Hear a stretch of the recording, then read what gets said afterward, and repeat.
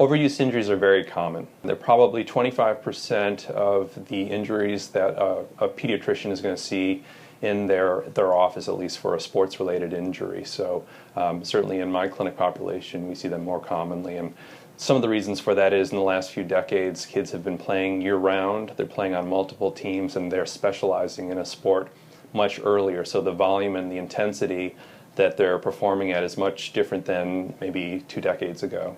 There's a certain age group where we start to see more overuse injuries, and that's usually in our adolescent athletes, and partly that's due to the growth spurt, the rapid growth spurt that they're going through. So as their bones are elongating, their muscle tendon groups get much tighter, they get less flexible, they have some relative weakness in certain muscle groups, and that can end up being an injury such as a groin pull in a runner or a soccer player, or a shoulder injury in a pitcher where it's something further up the kinetic chain.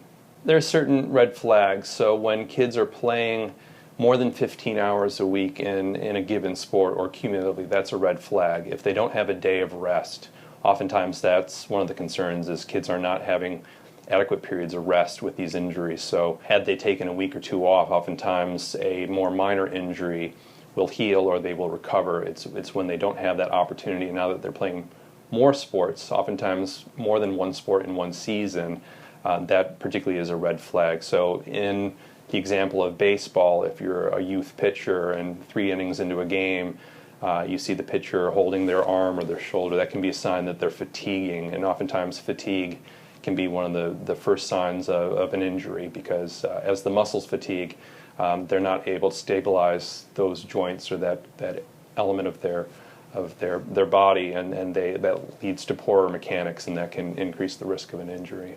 We really need to hit the reset button in youth sports and really just play one sport a season and play multiple sports.